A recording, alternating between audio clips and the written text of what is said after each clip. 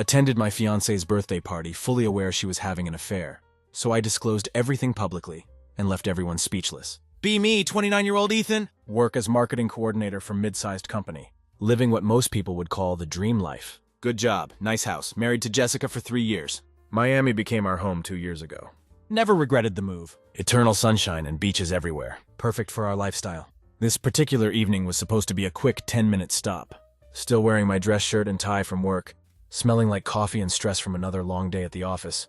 Had some paperwork in my briefcase, half-eaten sandwich sitting in my car's cup holder. Jessica had texted earlier about being out with the girls again. Decided to do something borderline thoughtful for once. Her laptop charger was sitting on our dresser. She'd need it tomorrow for her remote work. Simple gesture, no real agenda. Just wanted to see her smile without having to beg for one. Pull into Madison Street around 9 p.m. Her place was lit up like some college fraternity party. Way too many cars parked outside. Too much noise spilling out for a casual girls' night. Still decide to park and get out. Grab the charger and a bottle of red wine I'd been saving. The porch light was flickering like a broken neon sign. Front door wasn't closed all the way. Could hear music and voices from inside. Step inside without knocking. Place smelled like something stale and sour, disguised poorly with cheap vanilla perfume. Laughter and conversation echoing down the hallway. The second I stepped through that doorframe, felt this weird off-balance sensation, like when the air pressure drops before a storm. Not wrong like physical danger. Wrong like betrayal was hanging in the atmosphere. Hallway opened up to the main living room. Maybe 15 or 16 people scattered around. Dim lighting casting shadows everywhere. Cheap vodka and whiskey bottles lined up on the counter. Like some amateur bar setup. Half the faces were complete strangers to me. Music was just loud enough to muffle private conversations. And right there in the center of the main couch sat my wife Jessica. She was leaned in towards some guy with a cocky expression. Expensive-looking sneakers, designer jeans. Her legs crossed toward him like magnets. One hand resting on his shoulder like it belonged there. Her head tilted back when she laughed at something he said.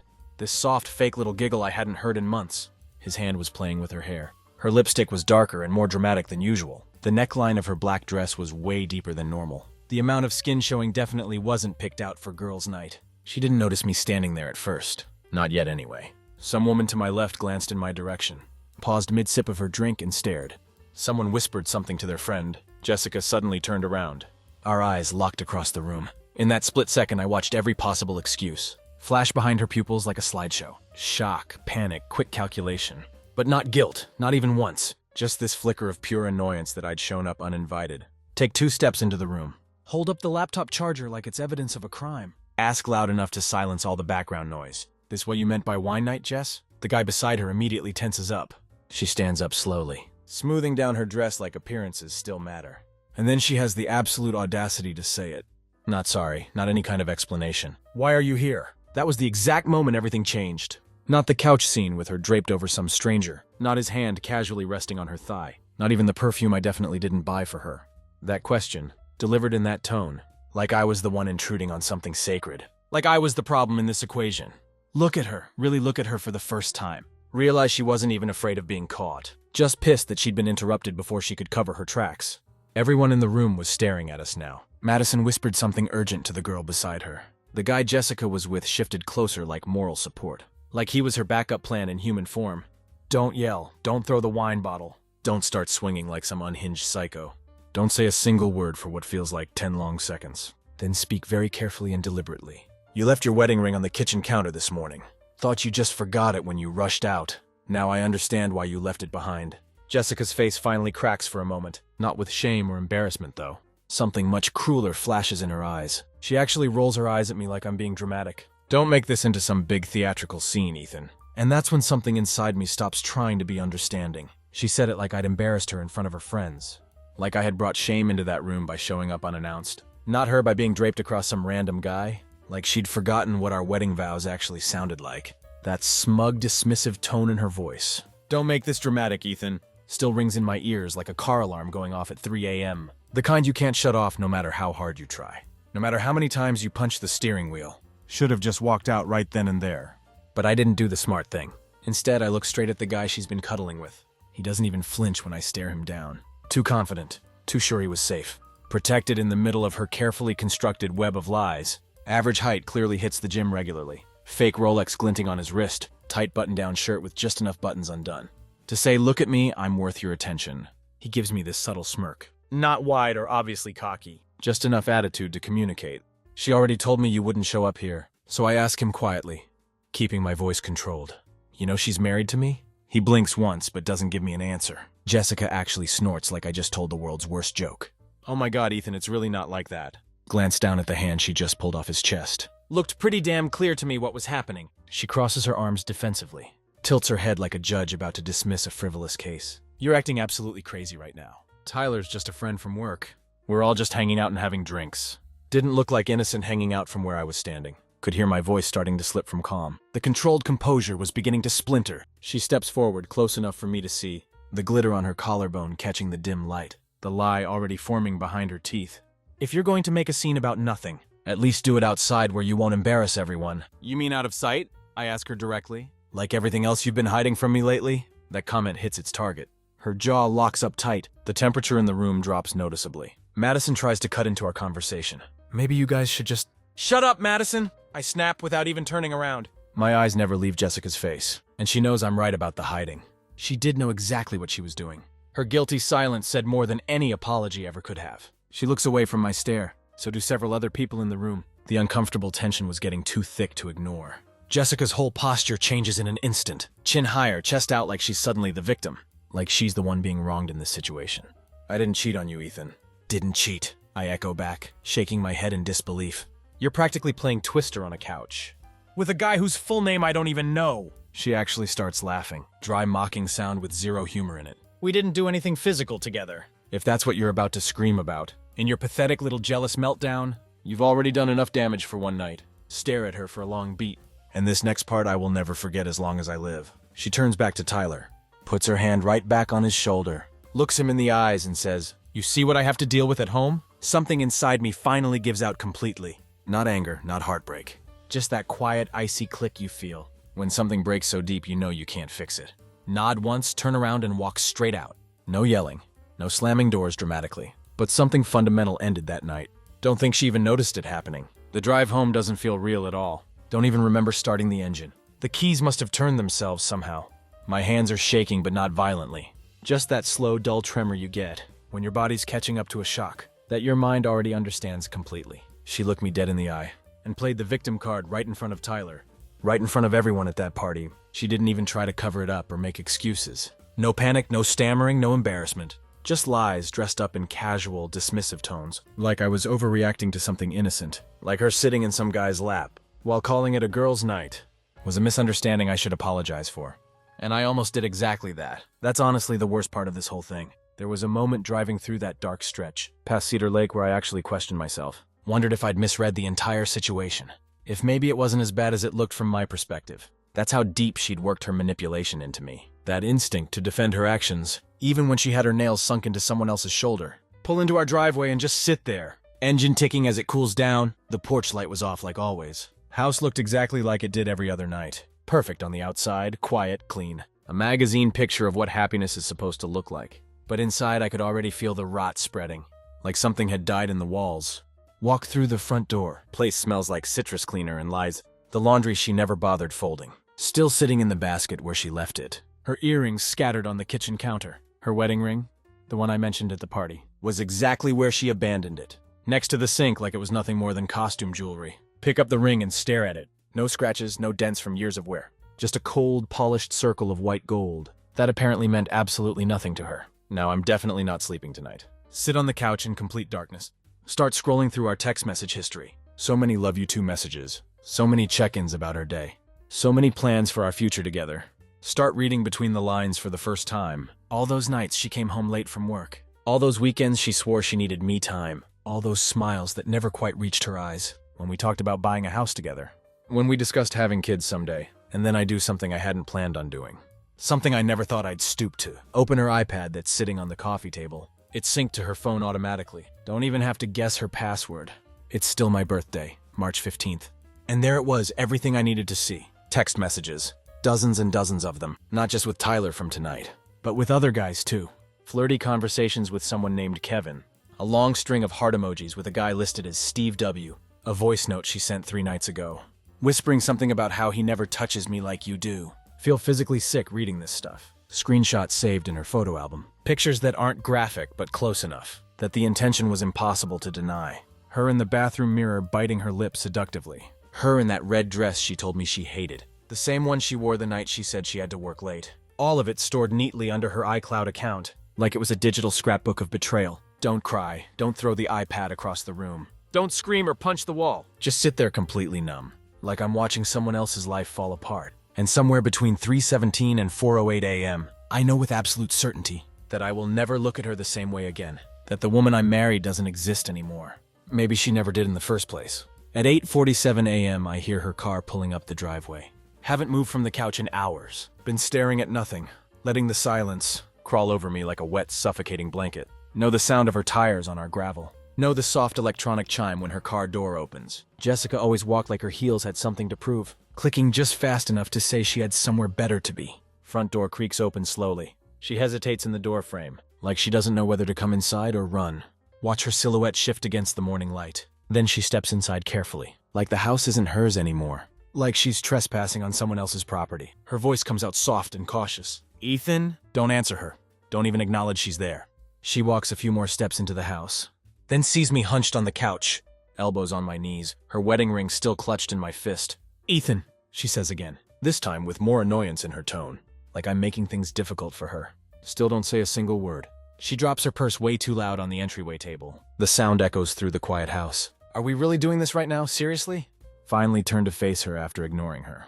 My voice comes out lower than I expected. You lied to my face last night. She blinks, smooths down her wrinkled dress. Her makeup is smudged, lipstick half gone. She doesn't even look tired, though. Just annoyed that I'm still upset about it. Can we please not turn this into a soap opera? You walked in on me having drinks with friends, and you completely freaked out for no reason. You were wrapped around Tyler like you forgot we were married. I walked in, and you froze like you'd been caught. That wasn't nothing, Jessica. She sighs like I'm boring her to death. You're blowing this completely out of proportion. Stand up from the couch, hold out her iPad, then explain this to me. Her eyes dart down to the screen. She doesn't reach for it or try to grab it. I didn't mean to go through your private stuff, but you left it open on the coffee table. And what I saw there, Jesus Christ, Jessica. She crosses her arms defensively, makes herself look smaller and more vulnerable. You shouldn't have looked through my personal messages. That's what you're focusing on right now? Turn toward the hallway without answering. I'm not doing this at 6 in the morning.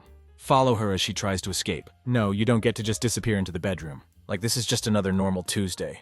You don't get to sleep off your affair. While I sit here wondering if any of this was ever real, she spins around on me in the hallway. It wasn't an affair, Ethan. I didn't sleep with Tyler or anyone else. Okay, we were just talking and texting. I needed someone to talk to about my feelings. You're always working late or checking out mentally.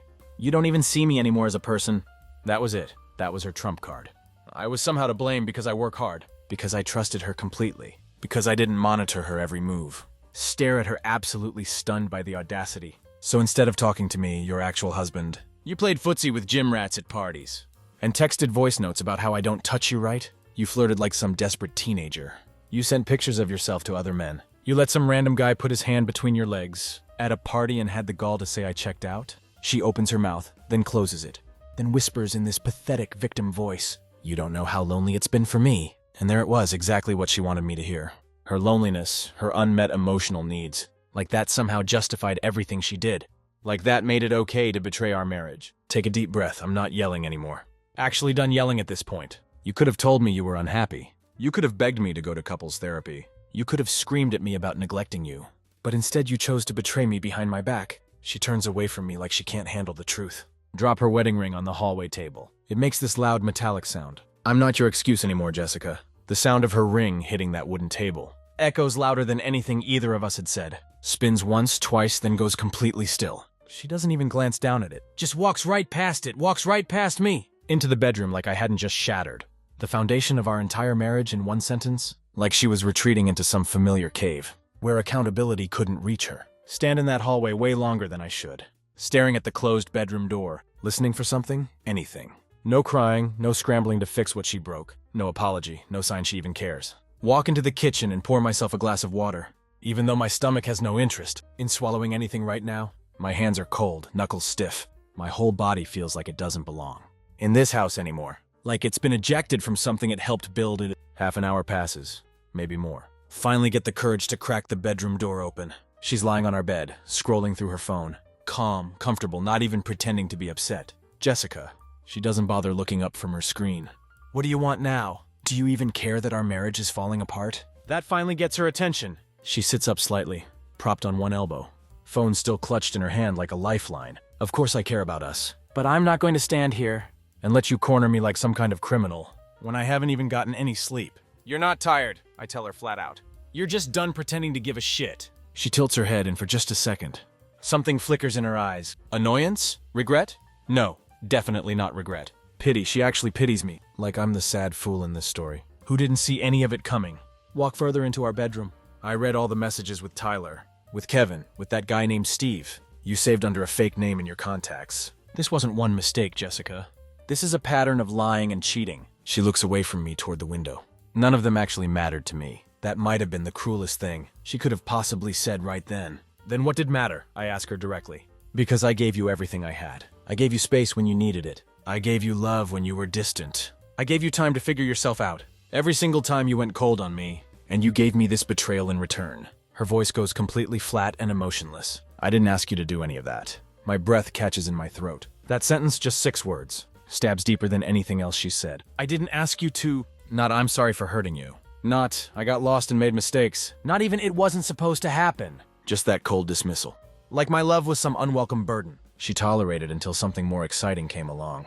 She sits up fully now, brushing her hair out of her face, like she's gearing up for a business presentation.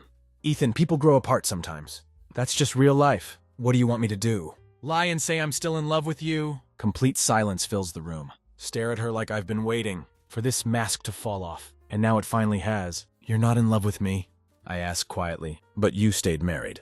You took the vacations with me. You wore the wedding ring when it was convenient. You let me think everything was fine between us. She actually shrugs like it's no big deal. It was easier that way. That was it, easier.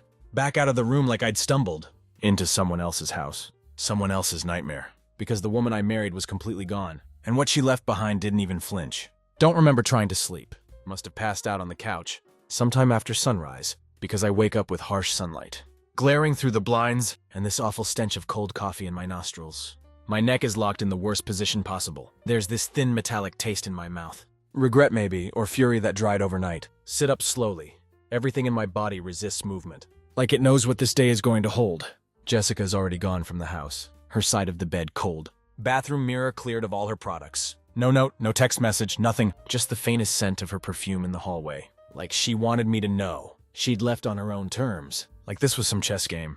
And she'd just made the next move. Don't chase after her. Don't send desperate texts. Don't call her phone begging for explanations. Instead, I start opening drawers methodically. It's not rage driving me. It's completely clinical. Go from closet to dresser to linen cabinet, quietly collecting everything that belongs to her. Makeup bags, hair straightener, her ridiculous collection of scented bath bombs. Throw it all in cardboard boxes, label each one clearly. 3 boxes total when I'm finished. Her clothes fill up 2 more boxes. The third one has everything else, including that framed wedding photo. She always kept on her nightstand, but hadn't touched in months. Put her wedding ring right on top, right in the center where she can't miss it. Sit down at the kitchen table. Open her iPad one more time. New messages already waiting. Tyler, last night was wild. You okay, babe?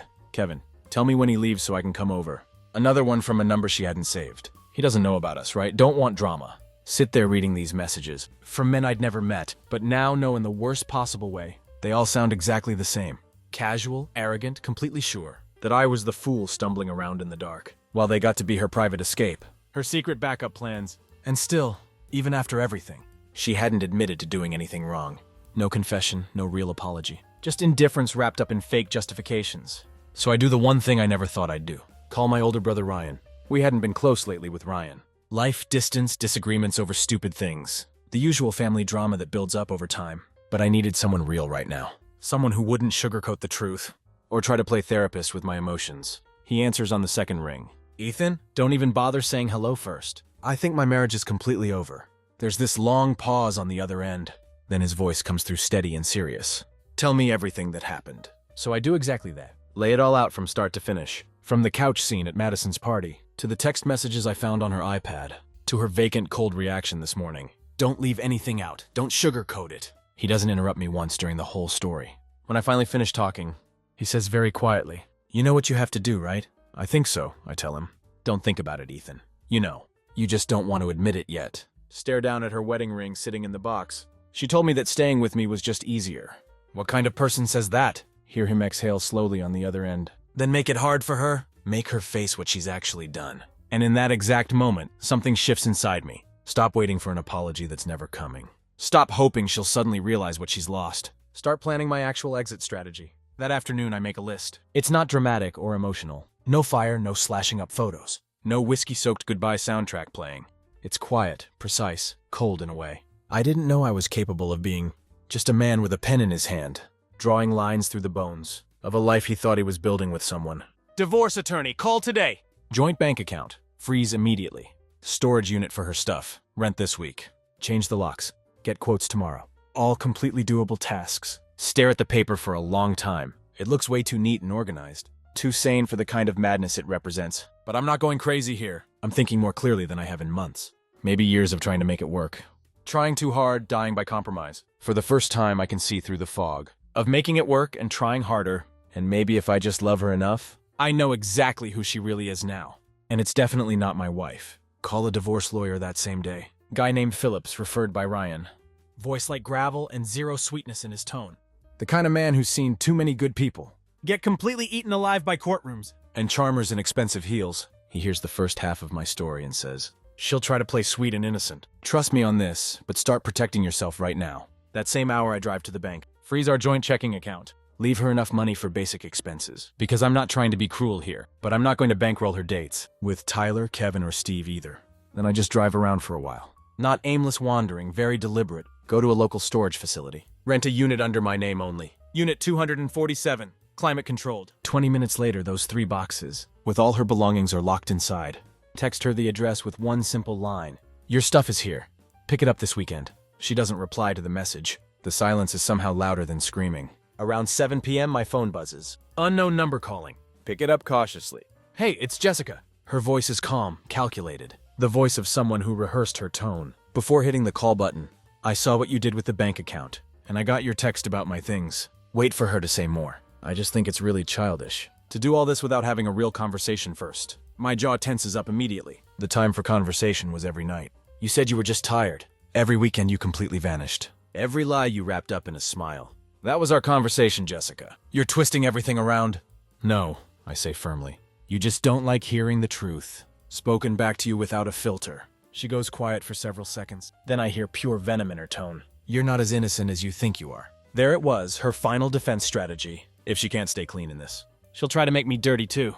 "I never touched another woman," I say with a low voice. "I never lied to you about where I was going. I never flirted behind your back with anyone. But maybe that was the actual problem. Maybe being boring and loyal didn't entertain you long enough." A long pause, then she actually laughs. Not sweet, not amused, just sharp and completely dismissive. "Whatever helps you sleep at night." She hangs up on me. And for the first time since this hell started, I actually smile a little bit. Because now I know for certain she's not confused or broken. She's exactly who she wants to be. And I'm finally done protecting her from the mirror. The next morning feels completely different. Not healed, not even close to that, but cleaner somehow. Like stepping out into cold air after a house fire. Still feel the burn in my lungs, but at least I'm not choking on smoke anymore. Go for a drive before sunrise. No real destination in mind. Just want the wind through the car window.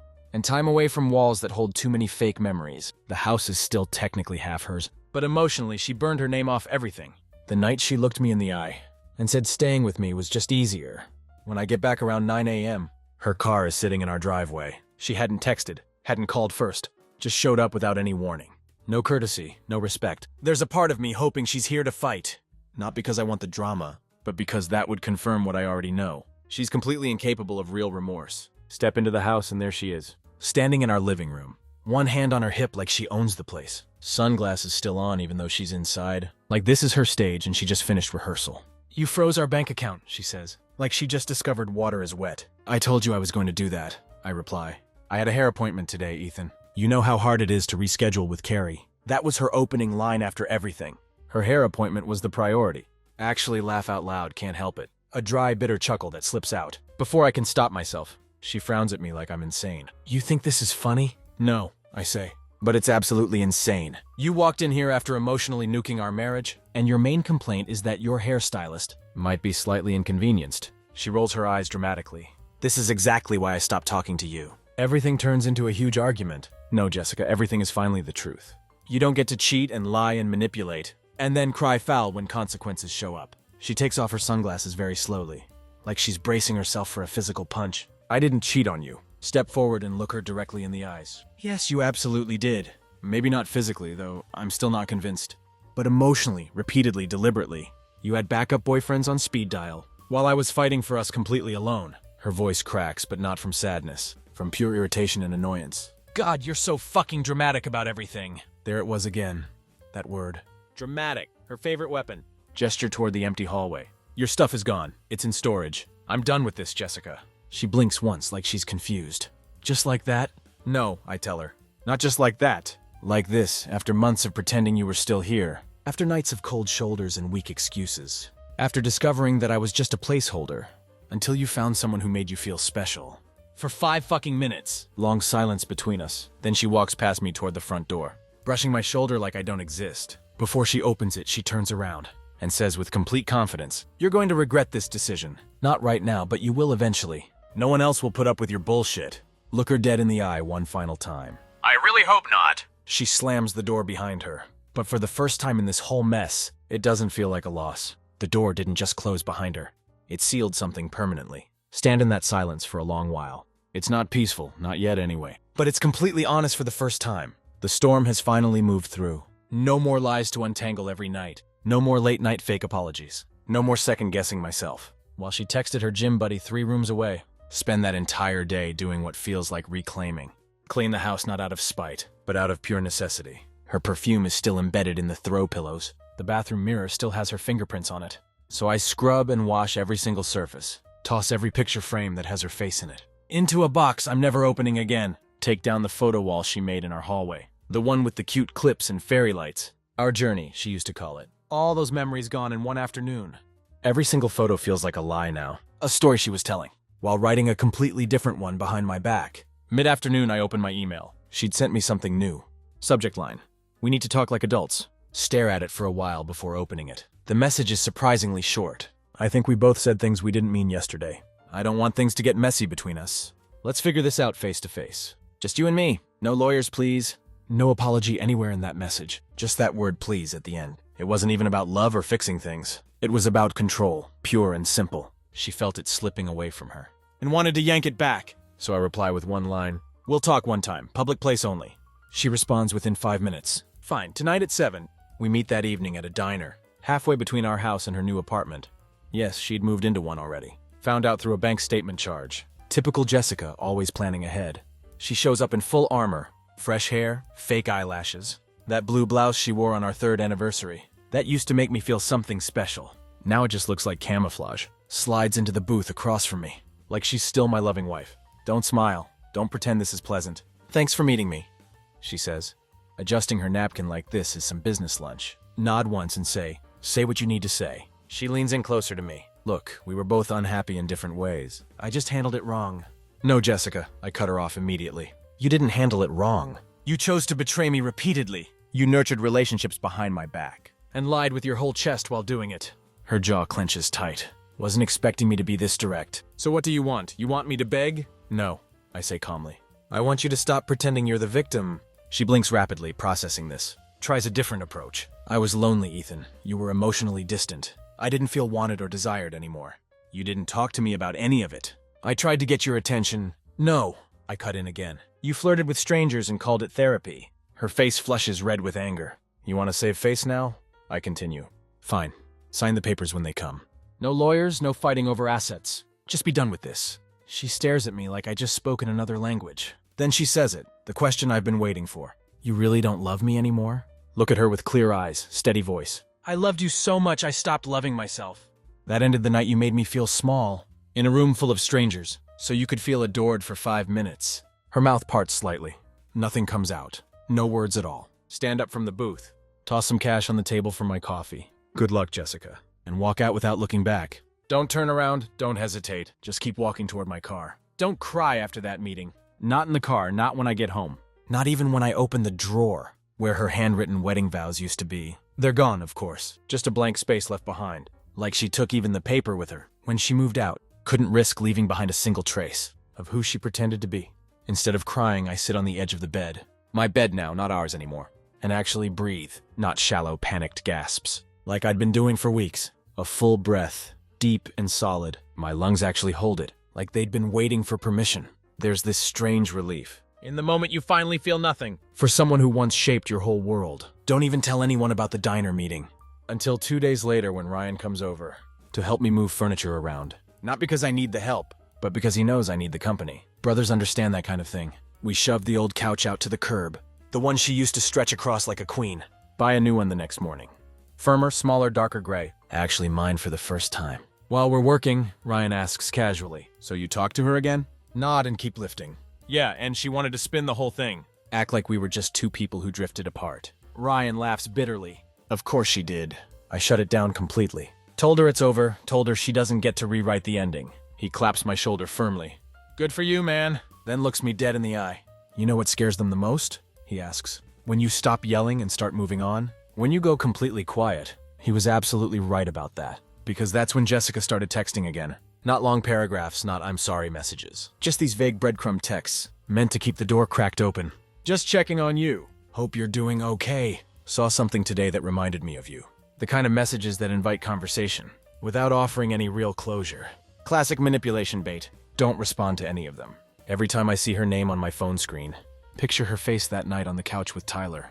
The way she looked through me, like I was interrupting something private. The way she turned to him instead of me. Silence became my answer to everything. Keep walking forward instead. Start jogging again in the mornings. Clean out the garage I'd been avoiding. Donate her old books to the library. Delete her playlists from my phone. Find a box of photos I can't throw out yet. So I tape it shut and leave it in the attic. Maybe I'll burn it someday, maybe I won't. But at least it's not sitting in my living room. Pretending to still matter. And the best part of all this, real sleep, actual restful sleep. No more pretending not to notice. When she slipped out of bed to text someone at 2 a.m. No more lying next to a stranger, who once said I was her forever. No more waking up wondering if today would be the day she chose to come back to me fully. Because I no longer wanted her to. She became a chapter in my life. A sharp, painful, unforgettable chapter. But just a chapter, not the ending. Not even close to the ending. The divorce papers are ready by the end of the month. Philip sends them over with quiet efficiency. No dramatic emails, no long legal letters. Just a clean PDF titled, "Final Draft Dissolution Agreement." Sit at my kitchen table, my new one. Not the old one she picked out during that phase where she thought she wanted to be minimalist. Read every single line with a highlighter. Property split clearly defined. No kids, no custody battles. Assets divided cleanly down the middle. Don't contest anything. Don't want more. Don't want to drag this out. I want out, completely out. All that's left is her signature. The silence between us has stretched long enough that I assume she finally understands. We're not circling back to try again. This isn't a trial separation. This isn't one of those movies where someone realizes too late what they lost. This is real, legal, permanent. Then she shows up at my house again. No warning, just like before. Hear the knock, look through the peephole. There she is, same effortless makeup, same calm mask covering everything. But something is different this time. She's holding a picture frame, one I hadn't seen in a while. Our wedding photo? Open the door, but don't invite her inside. She speaks first, voice softer than usual. I found this in a drawer at my apartment. I didn't take it when I moved out. Just look at her, waiting. Why are you here, Jessica? She hesitates, shifts her weight. I wanted to see if you were really sure about this. Let out a quiet breath. You still think this is up for debate? She steps forward, not too close, but enough to test the boundary. Ethan, we spent 4 years building a life together. We've been through so many things. Maybe I handled this all wrong, but maybe I was just scared and lost. I don't know. You do know, I tell her firmly. You just don't like what it says about you. Her eyes flick down to the wedding frame. We were happy once. We were, I agree. But you started writing a new story behind my back, while pretending to still live in the old one. She blinks fast. No tears come, but I can tell she'd prepared for them. Practice them maybe in the mirror. I keep thinking, she says softly. What if we just tried again? Laugh once, not from humor, but complete disbelief. You're not here for reconciliation. You're here because I didn't chase you. Because you ran your game and I didn't play? That scares the hell out of you? Her silence is all the confirmation I need. You don't love me, Jessica, I say clearly. You miss having control. You miss being adored unconditionally, but you don't miss me. You miss the version of me that made you feel safe, while you did whatever the hell you wanted. She doesn't deny any of it. Gesture to the picture frame in her hands. Take that with you. It means more to you now than it ever did when we were actually together. She still hesitates at my doorstep. So I say what finally ends it. You don't get to grieve a fire you started. She swallows hard, turns around, and walks away for the last time. Don't watch her go this time either. The door clicks shut behind her. And this time it sounds like real closure. The papers come back signed 2 days later. No note attached, no comment. Just her signature, smooth and distant. like it belonged to someone who'd long since detached herself from the mess she'd made. Stare at it for a moment, not out of sadness, but finality. Then I scan the document file, hit send on the email to Phillips. And just like that, my marriage is officially over. No ceremony, no big dramatic fight, just silence. A cursor blinking on a computer screen, and a name I no longer have to share a life with. The closure doesn't hit me all at once. It comes in pieces over time. The next morning I make coffee, and don't check my phone for messages. There's no expectation anymore. No hoping for a good morning text. No anxiety over who she might be messaging. While sitting across from me at breakfast, pretending to scroll through news headlines. Go to work, answer emails normally. Don't flinch when someone mentions her name. Even go out for drinks with some friends I hadn't seen since our wedding day. When they ask how I'm holding up, don't lie or put on a fake smile. Tell them the honest truth. Not the messy, dramatic details, but the real version. She broke it, I picked myself up. That weekend, I clear out the last remnants. Find one of her old sweaters under the bed. A pair of high heels in the back of the closet. A notebook she used to write in, mostly empty now except for grocery lists. Box it all up and drop it. At her apartment building's front desk. No warning, no message attached. Just closure delivered in cardboard. She doesn't text me after that delivery. Doesn't ask how I'm doing. Doesn't try to come back again. Maybe she found a new shoulder to cry on.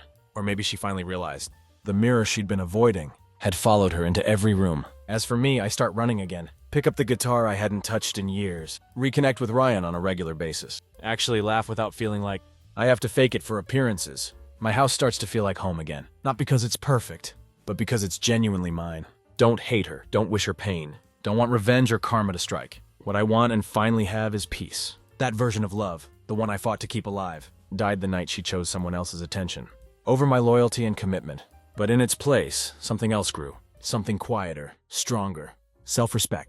If you're reading this because you've seen the same signs, the cold distance, the sudden secrecy, the gaslighting that makes you question your own gut instincts, let me tell you something important. Trust yourself completely. People who actually love you don't make you feel crazy for asking simple questions. They don't replace genuine connection with manipulation. And they sure as hell don't sit in someone else's lap and call it loneliness. Lost someone I thought was my forever, but I found something much better.